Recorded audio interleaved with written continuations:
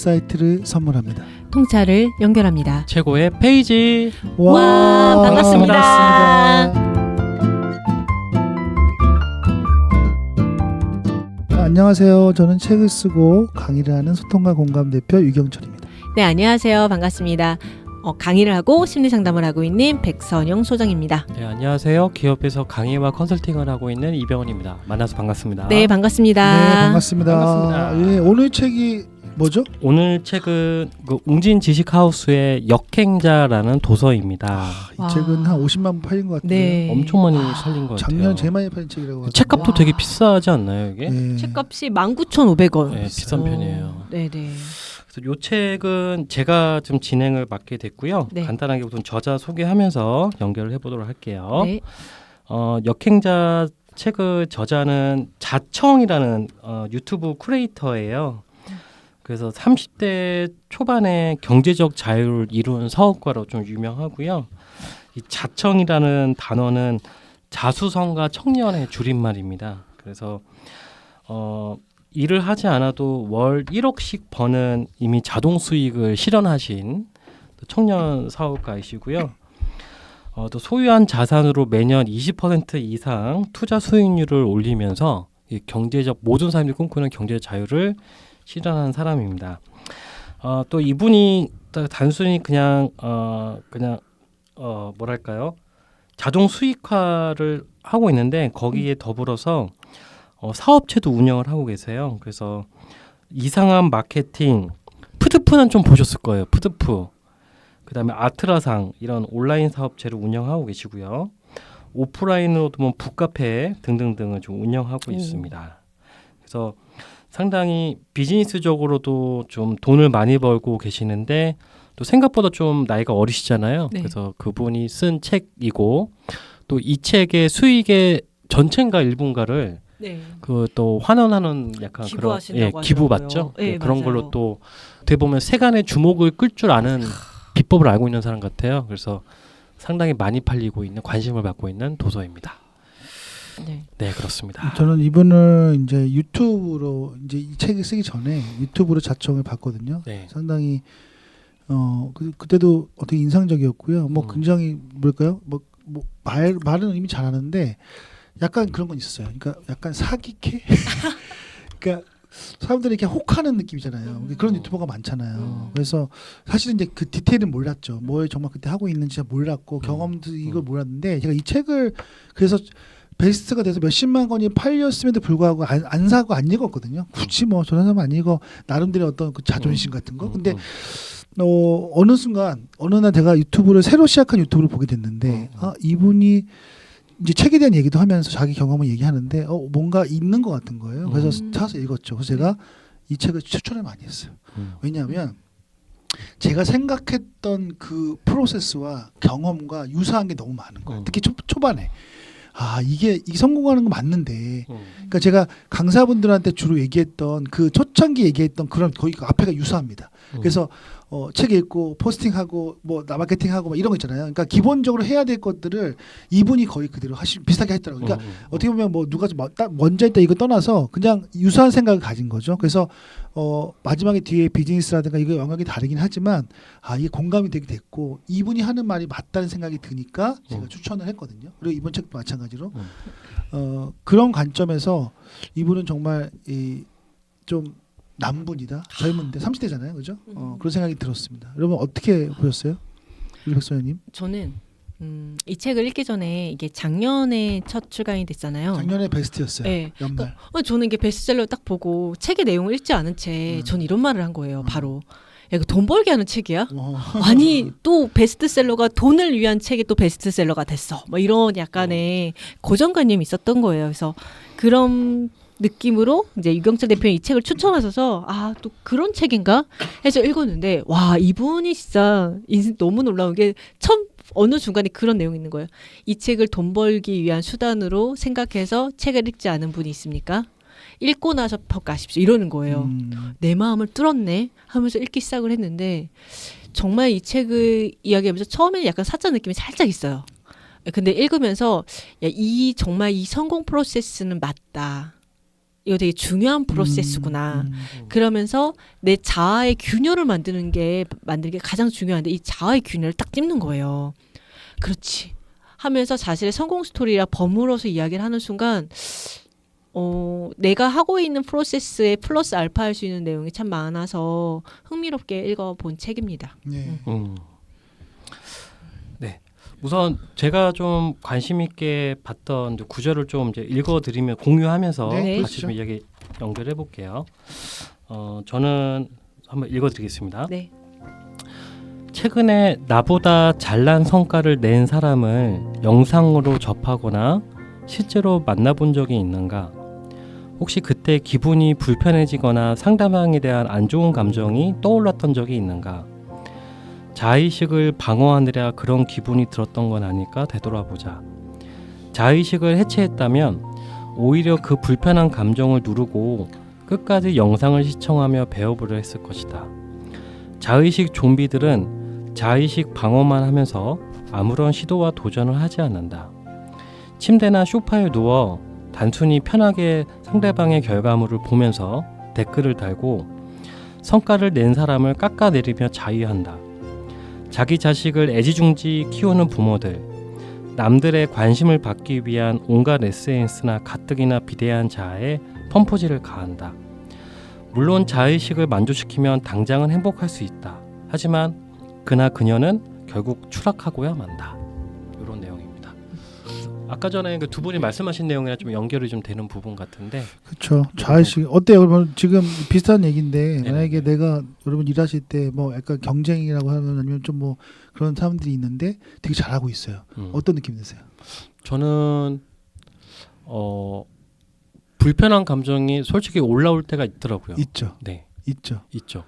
내가 저 사람보다 훨씬 나은 것 같은데 왜 세상 사람들은 저 사람에게 더 기회를 많이 주지? 내가 더 잘났는데 나는 저 정도가 아닌데 뭐 이런 것들, 그런 것들로 저도 순간순간 자의식 좀비가 되는 거죠. 어떻게 보면. 백수아님도 그래요? 저도 그러죠. 저는 이제 페이북이라든가 SNS를 보면서 이제 저도 하는 강의 주제가 있잖아요. 그쵸. 그 강의 주제를 다른 분이 하면 왜 내가 아니지? 이런 생각 가끔 해요. 이런 생각 가끔 해요. 그러다가 순간 이분은 정말 어떻게 강의하는지 전 호기심이 생겨요. 그 순간. 그러니까 제가 다 잘난 게 아니잖아요. 저도 부족한 게 너무 많은 그렇죠, 사람이니까요. 그렇죠. 그래서 그분의 글을 또는 사진을 이렇게 보거나 확대해서 봐요. 아 진짜? 진짜 봐요. 이렇게 보고 외모를 봐? 봐요. 그리고 나서 아 깔려고. 장표 같은 거. 그러면 장표나 뭐 깔려고. 그냥 장표나 뭐 사진이나 이런 걸 봐요. 그러면서 저는 또 두 번째는 감탄을 해요. 와, 이분이 이런 워크숍을 돌리고 프로그램을 하니까 네. 잘하는구나 하면서 또 저는 거기서 한번 배워요. 아, 나도 이런 관점을 가져보는 거 참 중요하겠다 하면서 그러면서 이제 공부를 해야 되겠다. 책을 읽어요. 이거 뭐 거의 긍정적으로 갔네요. 좀 그런 게 좀 자동적으로 되어 있는 것 같아요. 저는. 그러니까 그러니까 사실 이거는 뭐 사람이 성숙하고 안 하고에 떠나서는 기본적으로 만약에 우리가 경쟁 사회에서는 그런 생각을 가질 수 있어요. 저도 그렇거든요. 그래서 뭐 왜 저럴까? 왜 이 사람이 이렇게 뭐 할까? 이럴 수 있거든요. 근데 제가 요즘에 느낀 건 뭐냐면 이 책에서 나오잖아요. 결국은 내가 배워야 되니까 더 잘하는 사람이 있다면, 그러니까 나랑 비교할 게 아니라 그 사람은 왜 잘하는지를 분석하라는 거죠. 그리고 보고 더 파헤치고 유튜브 같은 거 보면 방송에 갑자기 이게 나를 아는 사람이었는데 갑자기 뭐 이렇게 공중파에 나오거나 그런 사람이 있거든요. 네. 그러면 이거 더 자세히 봐서 어떤 걸 잘하는지 어떤 걸 좋아하는지 내가 봐야 되는데 옛날에는 나도 그냥 안 봤던 것 같아요. 굳이 뭐 얼마나 잘하겠어. 근데 이게 어떤 심리냐면 아까 그 심리. 그분이 누구예요? 근데 저는 약간 좀 구분돼야 될 건 있다고 생각해요. 그러니까 우선 순간순간 질투감이 올라오는 건 어떻게 보면 저도 자만하고 제 능력에 대해서 과신을 하는 건데 그런 거가 있어요. 보면 물론 제가 되게 어떻게 보면 순진하게 좀 이야기를 하는 걸 수 있는데 어떤 비즈니스의 본질을 정말로 잘하는 사람은 제가 질투를 느끼지 않더라고요. 인정해버려요. 실력이 상당히 높다는 거예요. 근데 기타 어떤 뭐 마케팅이나 등등등의 방식으로 해서 뻥 뜨는 사람들을 보면 조금은 납득은 좀 안 돼요. 그렇다고 해서 그 방법을 배우고 싶지도 않아요. 근데 저는 그것도 약간 그것도 자의식 좀 편견인 것 같아요. 왜냐하면 보세요. 비즈니스적으로 이 사람이 정말 잘하는지 아닌지 내 판단인데 그 속까지는 알 수가 없거든요. 그렇죠? 근데 어떤 분이 이런 얘기 하죠. 이분은 마케팅을 잘해서 진짜 강의를 많이 잘하는 건가? 못하면 많은 건가? 이렇게 얘기하는 것도 내가 보여진 것만 보는데 그 사람이 진짜 얼마나 열심히 하는지 모르거든요. 근데 이건 내 판단이야. 그래서 섣불리 생각하면 안 된다. 그렇잖아요. 내가 그분과 같이 있어 보지도 않았잖아요. 같이 뭐 행활도 안 했는데 그냥 막연하게 이렇게 SNS 같은 거 보이는 걸 이분은 홍보가 많이 됐으니까 잘 된 거고요. 이분은 내공이 있는 것 같은데 잘 되는 거. 이거 내공이 있는지 어떻게 알아 내가 직접 그분하고 생활하지 않았으면. 그러니까 그런 것들은 구분 좀 해야 되지 않을까 싶어요. 약간 제 말 중간에 좀 잘렸는데 네. 제가 드리고 싶은 말씀은 뭐냐면 물론 그거 외에 본질적인 부분이 그분이 더 잘할 수 있겠죠. 제가 보지 못했으니까.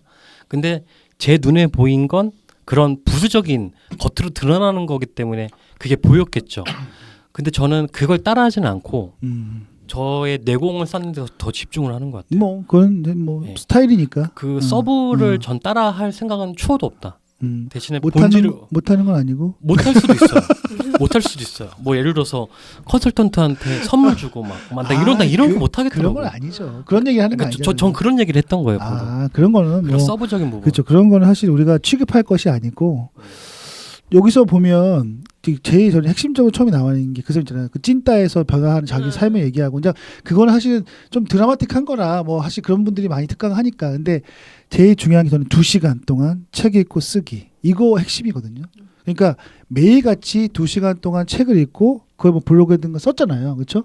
근데 그거를 하루도 빼놓지 않고 하는 게 너무 어려운 일인데 그걸 해냈다는 건 저는 그분이 이미 성공할 그 기반이 돼 있다는 생각이 들었어요. 어떠세요? 우리 그거 비슷하게 하잖아요. 이병훈 소장님 그 매일 하시잖아요. 거의. 근데 이분이랑 좀 달라요. 이분은 좀 더 저보다 고수인 게 그렇죠.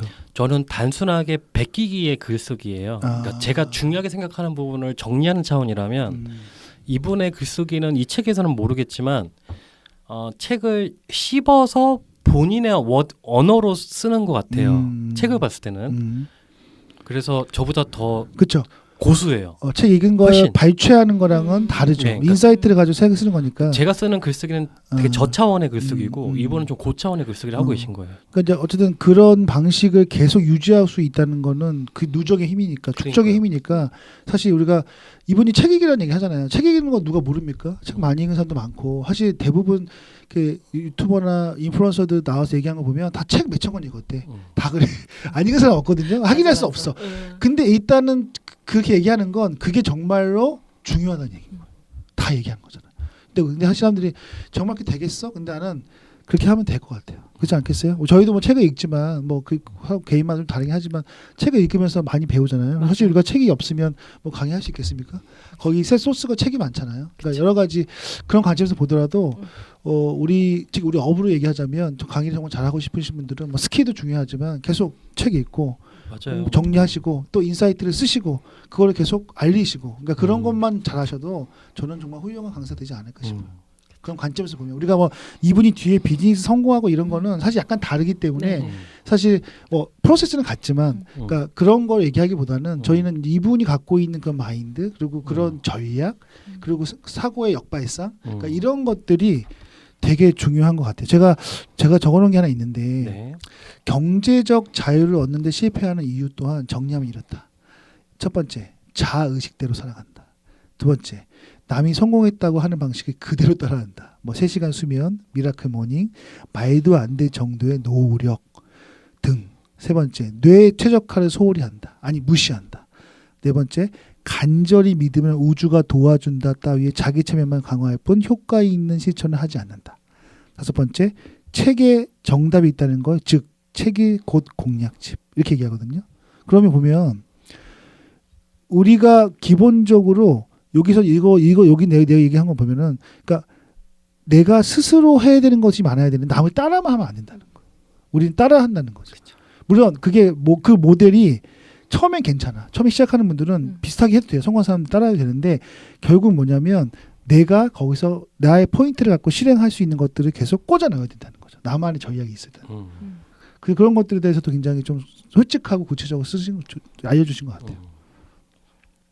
책 뭐 마지막에 보면 이거 네 번째 간절히 믿으면 우주가 도와준다. 어떻게 생각하세요? 우리 아까 마인드 관점에서 보면 이 마인드 틀리진 않아요. 근데 보세요. 간절히 간절히 믿으면 하느님이 도와주지 않나? 간절히 믿기만 하면 안 되고 있잖아 제가 있잖아 쓴 걸 계속 보면서 거기에 실천 전략을 가지고 실천하는 거죠. 그러니까 그게 빠진 거지. 내가 믿는 사람들은 그냥 믿기만 한다. 간절히 믿으면 행동하게 된다. 이 뜻인 이 말이겠죠. 근데 결국은. 간절히 믿어도 행동 안 하는 사람이 더 많죠. 그쵸. 믿기만 하는 거죠. 거기서 끝나면 안 된다는. 그래서 이게 계속 마인드가. 로또를 사는 거죠. 사람들은. 그렇죠. 간절히 믿는다. 그쵸. 그러니까 이거를 간절히 믿는다라는 이 문장이 그냥 이렇게 좀 이런 거 같아요. 그러니까 삶을 운에 맡긴다. 삶을 계획과 실천에 맡기지 않고 삶을 운에만 맡긴다. 그러니까 간절히 믿는다라는 건 그냥 내가 예를 들면 아무것도 행동하지 않고 믿기만 한다는 건 그냥 내 인생을 운에 맡겨둔 거죠. 그러니까 그렇죠. 그것도 있어요. 또 있어. 우리 다이어트 얘기도 하잖아요. 만약에 내가 다이어트를 하고 싶어요. 근데 내가 10kg를 빼고 싶어요. 간절히 원해요. 너무 원해요. 뺄 거야. 정말 빼야 돼. 빼기면 이 생각만 해요. 빠집니까? 쪄요. 더 찌죠. 어떻게 돼요? 원해요. 그럼 그 다음부터 생각해야 되잖아요. 뭐 내가 해서 먹는 거 뭐 줄이고. 간절히 운동하고. 믿는 게 아니라 간절히 믿는 게 중요한 게 아니라 간절히 원하는 게 중요하겠네. 그러니까 원하는데 간절히 원하면 하겠지. 거기에 다이어트를. 거기에 실천 전략이 있어요. 그러니까. 그래서 내가 뭘 안 먹는다, 운동을 한다, 뭐 술을 안 먹는다 이거 해놓고 그걸 실천하면 될 거예요. 근데 보통 사람들이 대부분 그 살이 뺄 거예요. 저 뺄 거 내일부터 뺄 거예요. 뭐 모레부터 뺄 거예요. 이런 식으로 계속 미루면서 그냥 원하기만 하죠. 그거 안 된다는 거예요. 그게 굉장히 뭐 단순하고 당연한 얘기지만 실제로 그게 맞는 얘기이기도 하죠. 그리고 저는 이제 이런 생각이 들었어요. 처음에 이분이 그 연애 상담하잖아요. 네. 너무 신기했던 게 아니 이런 비즈니스도 있어 싶었어요. 이별했을 때 다시 만나게 해주는 거. 네. 나는 그렇게 편지를 써주는데 그게 얼마나 어려울까 생각했는데 그걸 해낸 거잖아요. 거기 돈을 많이 벌었더라고요. 첫 사업에 그렇죠. 네. 그래서 2천만 원. 기발하다. 네. 기발하다. 그 이게 돈이 되는구나. 음. 그리고 지금 이분이 하는 게 이상한 마케팅. 네. 그게 어떤 거냐면 이제 결국 SNS 블로그 마케팅인데 뭐예요? 내가 근데 주로 변호사, 의사, 개업이 있잖아요. 그분들 주로 해주거든요. 개인 사업자들 우리도 포함되겠죠. 그러면 한 달에 500만 원 정도 받는데요. 500 마케팅비로. 근데 5천만 원 이상, 10배 이상의 수익을 준다는 거예요. 뭐냐면 이분들이 컨설팅 해주고 써주겠죠. 그 계정 맡아서. 그럼 어떻게 해요? 내가 만약 내가 변호사야. 변호사는 엄청 많아. 그렇죠? 뭐 아주 탁월한 뭐 검사 출신이나 판사 출신이 아니라면 대부분 변호사 비슷하잖아요. 그럼 어떻게 해요? 나는 똑같은 1대 1인 개인 사업자인데 내가 어떻게 튈 수 있어요? 결국 마케팅이라는 거예요. 그렇잖아요. 실력은 뭐 어떻게 측정할 수가 없잖아요. 그러면 마케팅인데 그 마케팅은 되게 이상한 마케팅, 제목도 이상하잖아요. 이상하게 그러니까 좀 독특하게 해주는 거예요. 그래서 먼저 전화가 오게 만드는 거예요. 그게 우리가 지금 하는 거랑 비슷한 거잖아요. 그래서 강사들이 엄청 많은데 사람들이 연락이 와야 되잖아요. 그러면 실력을 막 해보면 알겠지만 어떻게 알아, 그렇죠? 사실은. 그러면 일단 내가 콜이 와야 돼 나한테. 어느 강사님이시죠? 제가 봤더니 이런 거 하시는데 이거에서 해줄 수 있을게. 이게 와야 되잖아요. 근데 내가 실력이 너무 좋아. 정말 누가 봐도 한번 들은 사람들은 다 감동을 해요. 물론 너무 좋은 사람은 입소문 나겠지만, 근데 뭐 그 정도는 아니어도 괜찮아. 근데 일이 없어. 그럼 나는 나를 알리지 않은 거잖아요. 근데 저는 여기에서 이 사람이 이 포인트를 잘 잡은 것 같아. 그 마케팅 회사가 엄청 돈을 벌고 있는데 그 사람들이 어떻게 컨설팅하는지 모르겠어요. 근데 아마 뭐 우리가 아는 뻔한 방식이겠죠. 근데 그걸 좀 더 굉장히 실행하게 만들겠죠. 후킹을 잘하는 것 같아. 얘는 후킹 초반에. 그래서 그런 것들도 사실은 누구나 알고 있는 것들을 이렇게 실행하지 못하는데 하는 거. 저는 이게 되게 실행력이 좋다고 생각해요. 그렇죠? 대단한 사람인 것 같아요. 네. 이병훈 소장님 보시면서 저 여기서 어떤 게 좀 기억에 남으시는지 저는 이게 좀 기억에 남았거든요. 클루지. 클루지야. 클루지 책이 이 있죠. 용어가 좀 기억에 남았어요. 예. 그렇죠. 네. 요 클루지에 대해서 좀 어떻게 생각하셨어요? 한번 보시면서? 설명해 주시겠어요? 클루지가 네. 잠시만요. 이게 약간 바보 같은 문제 클루지? 해결. 예. 바보 같은 문제 해결이라고 하거든요.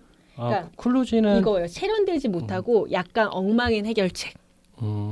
그 클루지라고 하거든요. 저는 요 책이 있고 바로 클루지 책을 좀 읽었거든요. 잠깐 개념적으로 설명을 드리면 클루지는 독일어예요. 그래서 클루지를 좀 쉽게 설명을 좀 드리면 예를 들어서 여기 A라는 강사가 있어요. 50대 초반에. 음. 근데 지금 강의를 나오신 지 한 5년째 됐는데 나름 한다고 했단 말이죠. 막 블로그도 만들고 해가지고. 근데 엄청 강의가 안 들어오고 그런 거예요. 근데 유경철이라는 1타 강사를 만났단 말이죠. 네. 그래서 컨설팅을 받았어요. 500만 원 받고. 네. 그래서 유경철 강사가 본인이 하라는 대로만 따라하라고 해가지고 이제 본인 그 방식을 다 전수해줬단 말이죠. 그러면 그 A라는 강사는 블로그를 새로 해야 되잖아요. 새로 계정을 파서. 그렇게 하기에는 지금 본인이 블로그에 한 게 너무 많잖아요. 당연히.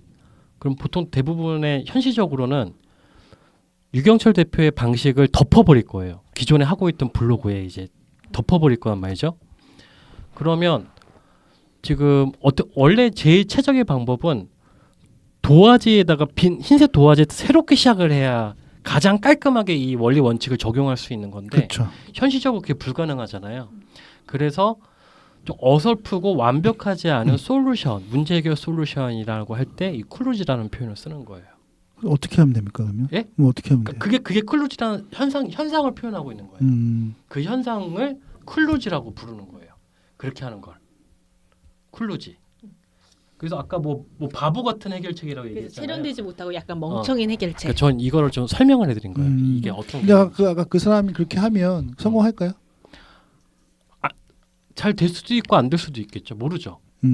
어떻게 절묘하게 본인의 기존 플랫폼에 유경철 그 방식을 잘 커스터마이징 하느냐의 싸움인 거죠. 그래서 여기서 클루즈 백신이란 말이 나오잖아요. 네. 그래서 우리가 뭐 문제를 해결하려고 할 때 이게 내가 기존에 갖고 있던 멍청한 문제 해결인지 아니면은 정말 나의 삶을 변화시킬 수 있고 경제적 자유를 만들 수 있는 것인지를 좀 구분해야 된다. 그래서 클루즈 백신. 그러니까 한번 뭔가 내가 문제를 딱 봤을 때 이 해결책이 옳은가 옳지 않은가 좀 먼저 좀 생각해봐야 된다는 그런 거죠. 방식이 그렇죠. 이 클루즈가. 근데 이걸 찾아내는 것도 사실 쉽지는 않을 것 같아요. 이게 클루즈인지 아닌지를 찾아내는 것도 어렵다는 생각도 들더라고요. 보면서. 어렵죠. 여기서는 그 클루즈라는 저도 키워드를 메모를 하긴 했는데, 네. 예. 그러니까 여기서는 맥락이 뭐냐면, 원시 시대에는 음식을 보면 무조건 달려들어 먹어치워야 생존에 유리했다. 하지만 이제 칼로리 과다로 성인병을 달고 사는 현대인에게 그런 본능은 오히려 위험이 된다. 그쵸. 이런 잘못된 본능이 바로 클루지이다. 그러니까 이게 무슨 말이냐면 진화상 유리했던 그 과거의 본능 있잖아요. 칼로리를 계속 추적해야 굶어 죽지 않으니까. 근데 지금 환경이 바뀌었는데 그대로 예전의 솔루션을 답습하는 거죠. 그러면 오히려 영향을 미치는 거잖아요. 이런 맥락에서 클루지를 저자는 쓰고 있는 거예요. 그렇죠.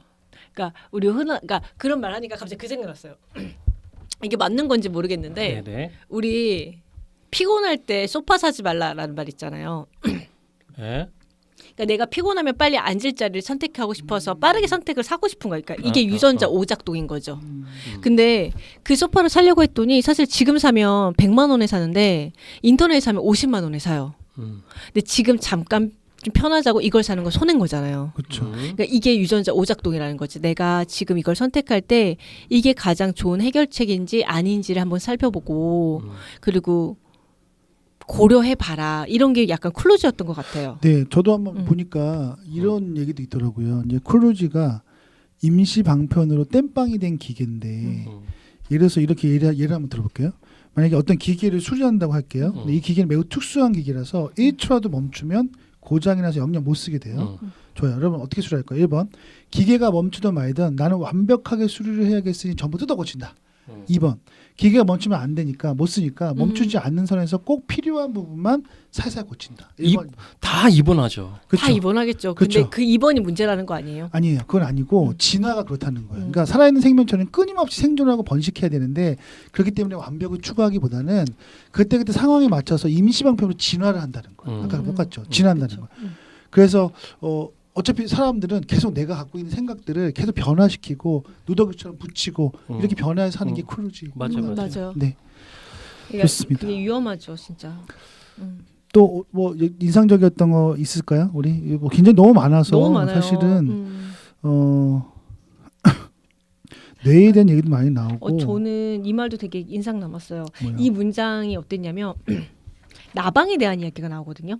네. 현대 사람들은 나방을 어리석게 생각한다. 가로등 주변을 몇 날 며칠 서성이며 부딪히다가 죽기 그것도 때문이다. 클루즈야. 이것도 클루즈잖아요. 이게 전 너무 좋은 거예요. 그러니까 유전자 오작가 그때는 그게 맞았다라는 거잖아요. 나방이 그거 왜 그랬냐 했더니 나방은 눈이 좋지 않기 때문에 달빛을 향해 나아가면 움직이는 거죠. 네. 근데 현대 사회에 오니까 전구가 등장한 거예요. 그러니까 나방은 전구를 모르기 때문에 전구한테 날라 들어가니 타 죽는 거잖아요. 그렇죠. 그러니까 이게 저는 너무 좋았던 게 뭐냐면 우리가 방어 기제라는 생존 본능이라는 게 있거든요. 과거에는 그게 나한테 옳은 생존 본능이었을 수 있어요. 근데 지금 내가 살고 있는 시기에는 아닐 수도 있거든요. 그걸 찾아내는 게 되게 중요한 것 같아요. 맞아요. 제가 여기서 하나 인용한 거 실천하고 있는 거 하나 재밌는 거 얘기해 줄게요. 실천하고 있는 거 아주 사소한 건데 여기 이분이 얘기한 것 중에서 아주 심플한 운동에 대해서 얘기했어요. 일단 운동에 실패하는 이유를 정리해보면 아래와 같다. 1번 음식 섭취를 제대로 하지 않는다. 2번 매일 한두 시간씩 무리한 운동을 하다가 힘들어서 포기한다. 왜냐하면 우리가 보통 그 웨이트를 한다고 하면 이거 있잖아요. 근육 운동하면 3세트만 해도 되는데 그냥 1시간씩 무리하게 하는 거예요. 저도 옛날 그랬거든요. 그게 너무 힘들어 다음날. 그다음에 세 번째는 근육은 휴식 시간이 중요한데 이를 어긴다는 거예요. 그러니까 사실 한 2-30분만 하고 하루 정도 쉬어도 되고 이틀 쉬어도 되거든요. 근데 우리는 매일 한다는 거예요. 네 번째는 프로 보디빌더에게나 필요한 운동 방식을 따라한다. 프로들이 하는 막 그런 있잖아요. 우리 트레이너들이 하는 거. 다섯 번째는 어떤 운동 방법이 효율적인지 모른다. 그러니까 실패하는 거예요. 제가 어떤 느낌이냐면 저는 이제 운동을 좋아하고 해야 된다고 생각하니까 이제 특히 이제 그 나이가 들수록 근육이 되게 중요하대요. 그래서 근육량을 늘리려고 웨이트를 좀 많이 하거든요. 그런데 웨이트 매일 못 하니까 저는 한 번 할 때마다 한두 시간씩 하는 거예요. 그럼 이거를 한두 시간 하면 얼마나 되겠어요? 막 거의 막 숨차게 해요. 그러면 이제 딱 끝나면 뿌듯하긴 한데 몸이 쑤시기도 하고 다음 날 의욕이 안 생겨. 그 힘든 걸 어떻게 해? 며칠 뒤에 하자. 그러다 보니까 횟수가 줄어들거든요. 근데 이는 어떤 거냐면 사실 근육학적으로 보면 우리가 이런 웨이트 벤치프레스 같은 거 하면 그냥 10번 안 해도 되고요. 한 3번 3세트 그러니까 10번 3번 3세트나 5세트만 하고 이걸 뭐 다른 거 2-3개만 더 해도 하루 이틀 쉬고 또 해도 된다는. 그러면 어느 정도 근육이 유지되는데 내가 무슨 트레이너도 아닌데 이렇게까지 매일 해서 할 게 아니잖아요. 나는 건강을 유지하는 거잖아. 그러니까 운동을 즐기면서 그냥 적당히 할 정도만 하고 유지할 정도만 하면 재밌게 할 수 있잖아요. 왜? 부담이 안 되니까. 근데 이렇게 하니까 실패한다는 거야. 그러니까 과도하게 막 다이어트를 한다. 그래서 나 5kg 빼야 돼. 그래서 오늘부터 저녁 안 먹어. 닭가슴살 먹을 거야. 그러니까 이것도 며칠 가겠어요. 이거 한 달 못 가요. 한 달 동안 빼겠지. 근데 어떻게 해요? 다시 2달부터 먹기 시작합니다. 그치. 왜? 나 5kg 뺐으니까 보상 심리. 그래서 어떻게 해요? 또 막 고기도 먹고 엄청 막 기름진 거 먹고 치킨 먹고 그게 다시 또 그렇죠. 이게 반복된다. 인간이 이게 오류라는 거예요. 그렇죠? 내 뇌가 그래서 어떻게 하냐면 제가 느낀 거는 너무 무리하게 할 필요 없고 내가 할 수 있는 만큼의 선에서 적당하게 이 방법을 알고 즐기면서 어느 정도 해라. 그런 것들을 하니까 훨씬 좋아져요. 그러니까 별거 아닌 방법인데 이런 것들도 인사이트가 있더라고요. 저는. 맞아요. 그래서 다이어트 할 사람들은 너무 무리하지 마라. 너무 무리하게 할 필요 없고 적절하게 하면 돼요. 저는 그래서 개인적으로 다이어트를 했는데 저는 그래도 지금 한 10개월간 유지하고 있거든요. 빠진 거를 한 7-8kg 빠진 거 유지하고 있어요. 근데 잘 먹어요. 잘 먹잖아요. 그러니까 적당하게 조정해 가면서 필요한 거 꼭 안 해야 될 것만 안 하더라도 충분히 가능하다. 그런 얘기를 하고 싶었어요. 네. 좋습니다. 시간이 좀 돼가지고. 그래도 이병수 소장님 책 있는데 한마디 해줄 수 있어요? 이 책에 대해서. 책이요? 여기서 아까 클루즈 얘기 나와서 마지막 그냥 클루즈로 마무리 지을게요. 네. 저자가 주장하는 건 뭐냐면 그 사람들한테 남아 있는 클루즈 중에 또 뭐가 있냐면 소외감이라는 게 있대요. 소외감. 근데 왜 이 소외감이 우리에게 클루즈냐면 유전적 오작동인데 옛날에 그 농경 시대 때 막 이럴 때는 집단에서 퇴출을 당하면 죽음이었거든요. 그쵸. 왜냐하면 함께 무리지어 살아야 되잖아요. 바깥에 가면 맹수한테 잡아먹히고 추워서 죽고 먹는 거 그래서 집단 생활이 되게 중요했단 말이죠. 그래서 유전적으로 사람은 소외가 되는 것들을 되게 싫어하는 거예요. 그쵸. 그래서 소외감이 느껴지는 거가 되게 불편하고 무서운 거예요. 이게 본능으로 유전적인 거거든요. 네네. 그래서 어떻게 보면 이 소외감을 안 당하려면 뭐가 중요하냐면 평판 관리가 되게 중요해집니다. 그렇죠. 평판 관리를 해야만 소외를 안 당할 수 있잖아요. 그래서 평판에 중요해지니까 어떤 게 되게 중요해지냐면 남의 시선을 의식하는 게 되게 강해졌대요. 평판을 관리하기 위해서는 남의 시선을 그쵸. 의식해야 되잖아요. 근데 이제는 이것이 클로즈라는 거예요. 맞아요. 그래서 우리가 너무 지나치게 남의 시선을 의식하고 소외감을 안 느끼려고 하는 것이 어떻게 보면 우리의 유전적 오작동일 수 있다. 그쵸. 오히려 반대로 생각해 보면 더 유리해질 수 있다. 저는 요거 약간 인상적이어서 한번 마지막으로 한번 들어봤습니다. 너무 좋은 말이에요. 여기 저 플러스 알파면 짧게 말씀드리면 네, 네. 성숙한 인간과 건강한 인간, 그러니까 즉 성숙한 인간의 특징이 있어요. 네. 혼자서 잘 놀아야 돼요. 그러니까 소외감이라고 했잖아요. 그러니까 소외감은 내가 뭔가 이렇게 사람들한테 제외됐다는 뜻인 거잖아요. 그러니까 그 외로움의 감정이 느끼는 건데 성숙한 인간은 인간관계를 잘 맺을 수도 있어야 되고 두 번째는 혼자 있는 시간도 잘 노는 사람들이 잘 즐겁게 노는 사람이 좀 성숙한 인간이거든요. 그러니까 여기에서 말하는 크루즈랑 좀 연결이 되는 말이지 않나 생각이지 않을까 저의 그런 것 같습니다. 좋습니다. 네. 좋습니다. 마무리할까요? 우리 마무리할까요? 네.